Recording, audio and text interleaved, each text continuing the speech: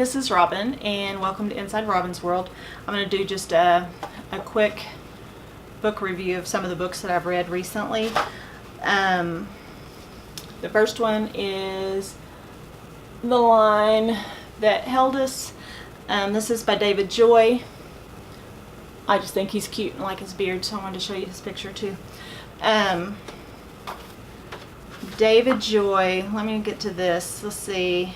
This was published 8/14/18. It was my book of the month pick, and it is published by G.P. Putnam Sons. So, just a brief synopsis. Daryl is a guy who decides to go and poach this deer he's had his eye on for a while. This is in the Appalachian mountains or hills, and so he's thinking that this is a good idea because the guy whose land it's on is gone. So he goes, and he didn't see the buck, but he did see what he was thinking was a great big old hog, and it was like rooting around. So he took a shot and accidentally murdered this guy they called Sissy. Well, Sissy's brother is crazy. What was his name? I can't remember. Dwayne. But anyway, he kills this guy. He calls his friend Calvin to come help him. I'm not giving away anything. This is spoiler free, really. This is just like all in the synopsis.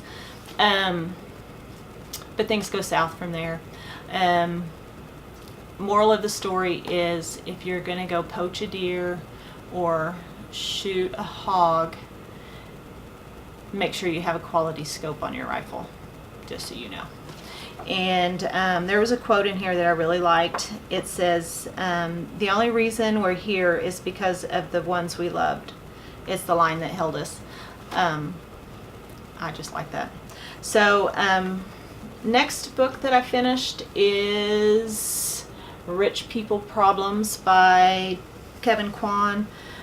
This was the third one in the trilogy, which is the real reason I finished it. Whitley told me it wasn't her favorite of the trilogy, so I was unsure if I would like it, and it was okay. It was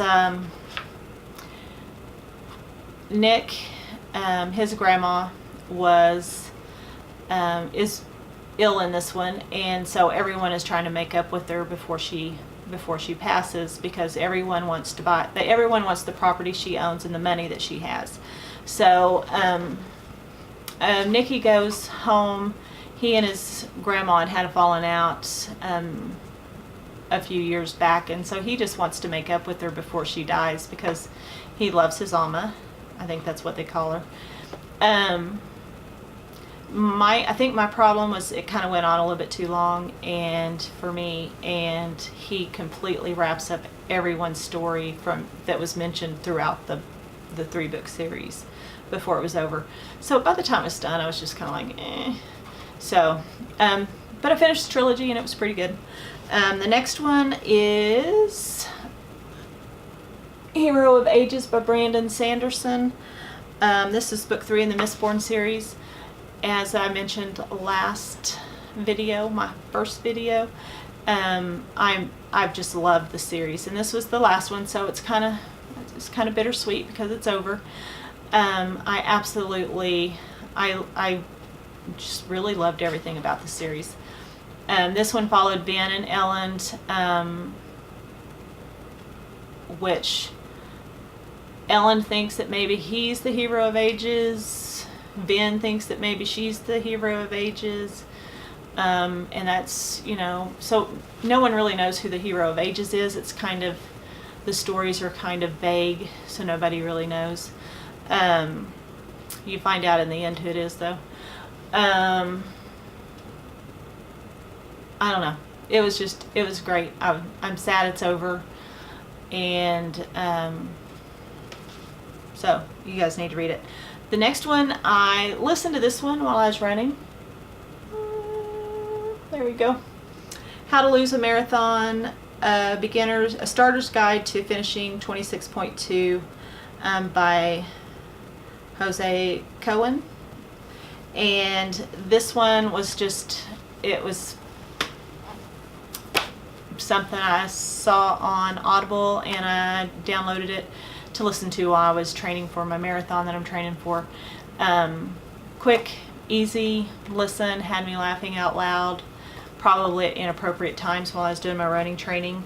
But it did kind of open up the Pathfinder that I run on, so people would, stay away from me because I was crazy and laughing. But it was pretty good. I don't know that I'll learn much for the marathon, but it's okay. And then this one, Dreamland Burning, was recommended to me by my friend Josephine. I talked about that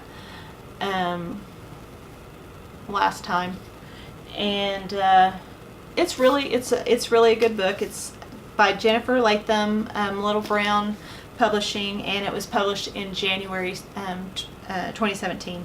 Main characters are Rowan and William. Rowan is a girl from Tulsa in today's time. Her mom is black, her dad is white, and very affluent family in Tulsa. Her best friend is James, and he's Native American and black, and he's asexual. So just with those two characters, you've kind of hit a lot of different diverse. Go back to 1921, and we're going to meet William. He's the main person. It's told from his point of view. He is Osage Indian, and on his mom's side, and his dad is white. And they also are affluent because of the mom's Osage head rights. And the dad owns I'm not going to remember what it's called, but basically a record shop. And they make money with that, but really they get all the money, most of their money, from the mom's head rights. So main conflict is in the 2000s, I'm sorry, not 2000s, 2018, 2017, I guess. Rowan's family is going to redo a outbuilding. It was built as a maid house. I don't know. I'm not rich. I don't know what all that's called. But whenever they were redoing the floors, they pulled up some of the old flooring and found a skeleton underneath the floor. So now they've got to figure out who this person was. So then it goes back to William again, and so it's before the riots, the riot in 1921 in Tulsa. The KKK was big or was coming into the area at the time, and so just don't know who it is. So that's the big question: is who was the man or the skeleton that was buried there? There wasn't anything left. So that's really it. This was really good. I actually liked it by the time I was done. I did think some of the name dropping, people aren't going to care about Riverside. If you're not from Tulsa, you won't know what that means and that sort of thing, but it was okay. I'd say probably 4-star book review on Goodreads, I think is what I gave it. But it was good. Made me want to read The Outsiders, which I have somewhere over here. I don't know where, but so I'll probably read that one before too long too. So have you guys read any good books lately?